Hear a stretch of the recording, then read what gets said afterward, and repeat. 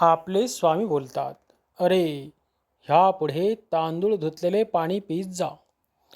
कोंडू नाना वाकनीस हे स्वामींचे अनन्य भक्त होते. एकदा विहिरीवर हात पाय धुत असताना एका युरोपियन अधिकाऱ्याने त्यांना मारहाण करून हाकलून दिले. दुःखी कोंडूनाना थेट स्वामींच्या दरबारात गेले आणि सर्व प्रसंग स्वामींना सांगितला. स्वामी शांत राहिले, पण काही दिवसांनी त्या अधिकाऱ्याच्या घरी गेले आणि रागाने म्हणाले, तांदूळ धुतलेले पाणी पीत जा. काही दिवसांनी त्या अधिकाऱ्याच्या पायाला एक विषारी किडा चावला. वेदना इतक्या वाढल्या की पाय कापण्याची वेळ आली. शेवटी त्याने स्वामींची शरणागती पत्करली.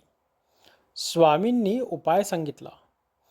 तांदूळ धुतलेले पाण्यात आळूचे गड्डे मिसळून लावणे व पाणी पिणे. फक्त 8 दिवसांत तो पूर्णपणे बरा झाला. अधिकारी स्वामींचा भक्त झाला.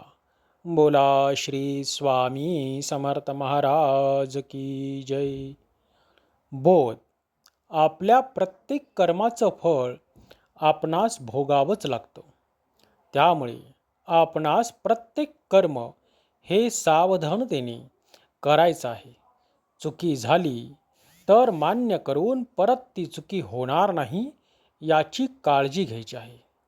इथे स्वामी या लीलेतून सांगत आहेत, जसे तांदूळ धुतल्यावर अजून स्वच्छ होतात, तसेच आपले मन आणि कर्म स्वच्छ निर्मळ अंतःकरणाने कर.